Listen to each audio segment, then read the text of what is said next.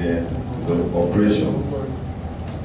So without e-service points, there's probably might not be a particular place that people will be directed to go and get service as regards Lagos State government tax matters, from.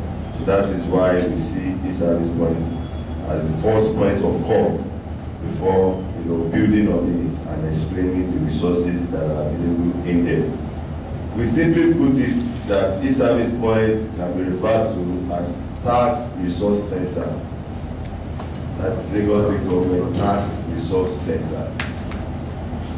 Everything we are doing in Lagos State as regards revenue, they are all taxes, one taxes or another. All of them put together, they are taxes, but the type of taxes are just what makes it different. So that's why we say that is a center where you can get, all these services. And we say the listed services you are seeing up there, are the likelihood services that you can actually get in e-service points. And one of them is collection and submission of ETCC application forms. Again, I want to ask at this junction that is there anyone in our midst here today that do not have ETCC card? That do not have, not that has, that do not have. You and you, just three of you. Okay. In the course of this workshop, I want to believe that you are going to get one today. Because a colleague of mine who is saddled with that responsibility will still come up, and then she might probably ask you to fill form. That is if you have your passport photograph with you. Yeah.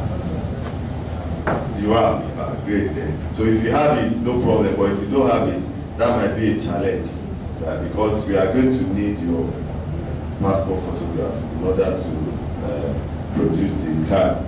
So apart from that, for all of us that already have it, I think we should know that collection and submission of this application form is relevant to our,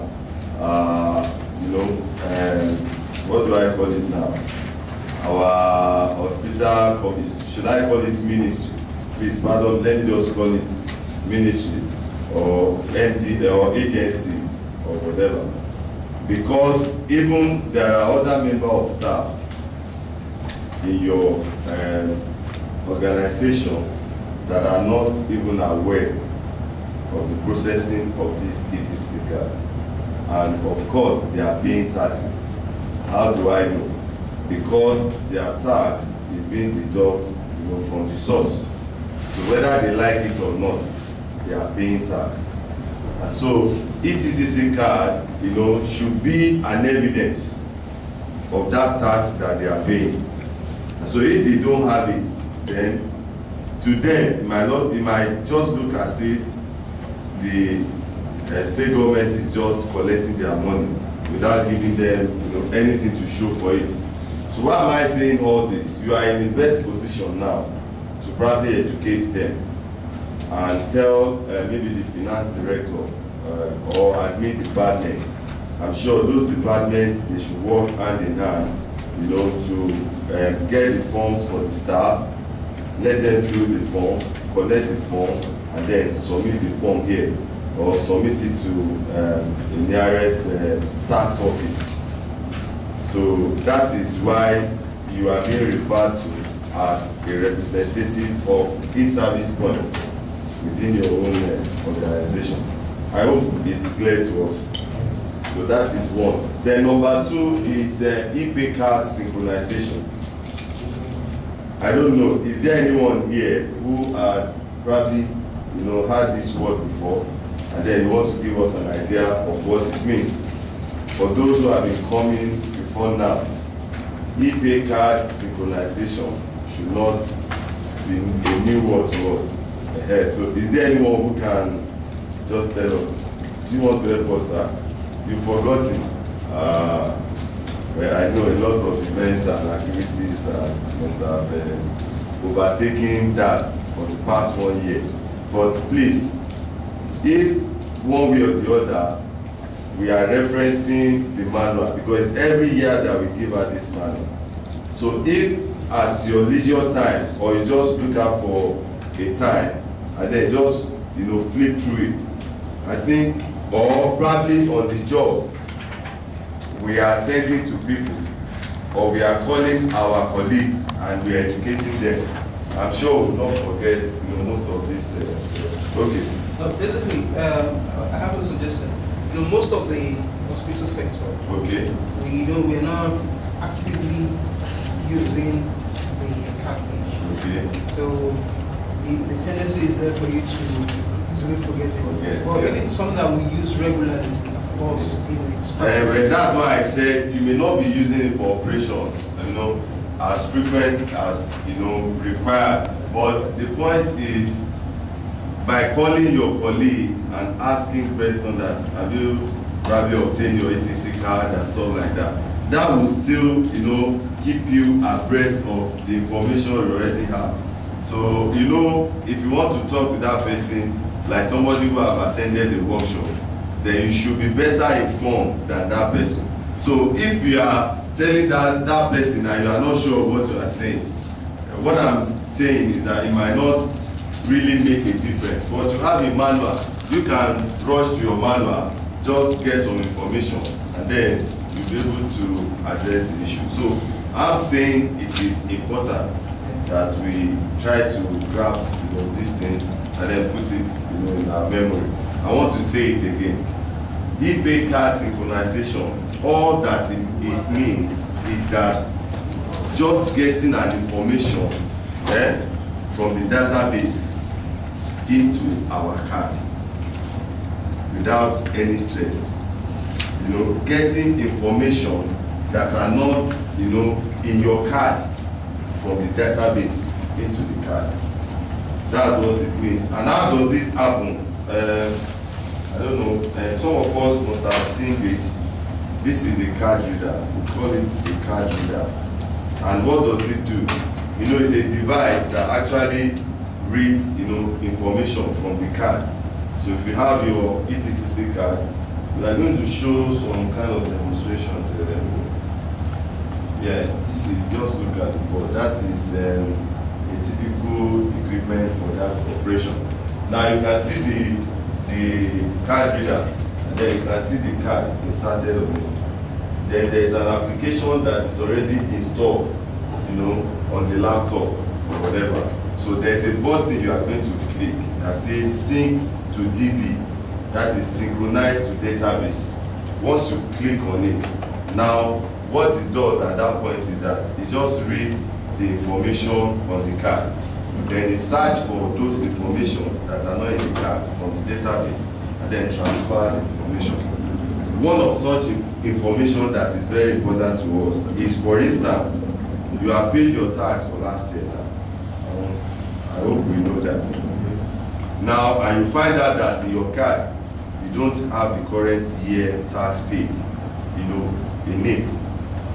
If you go through this synchronization process, all the system will do is just to fetch that current year tax details of yours from the database and then transfer it into the card.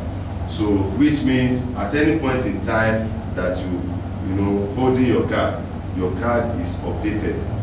Unlike before now, what used to happen is that if you want to do a renewal of your tax payment, they will ask you to submit your card, and then they will first of all bring the card here. It might take 2 weeks, 3 weeks, sometimes a month. The card might even get lost, on transit. Do you get? So this synchronization of the thing has just taken care of that. So you don't need to start sending your card about. You can sit in that comfort of your office and do the synchronization, and then you have your updated tax details. I hope it's clear to us. So that's all about the synchronization, and I hope you will not forget again, my brother. So because it's just so straightforward. Then we have report generation. Report generation, you know, here means in form of manifest.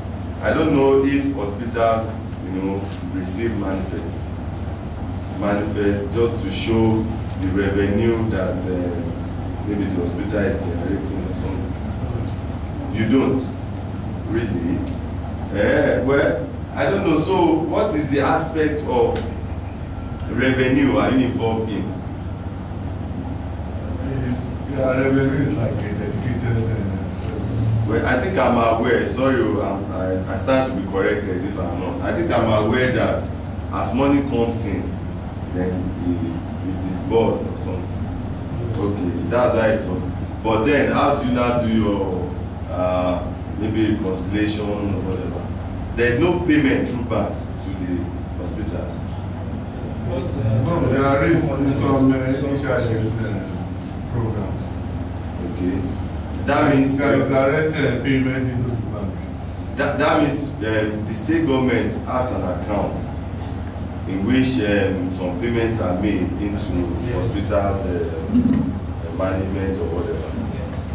Well, and before you can spend any money, you have to save it first, lodge it in the bank.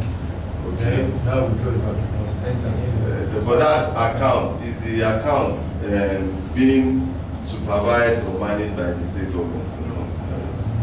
One way or the other, they still have to monitor it.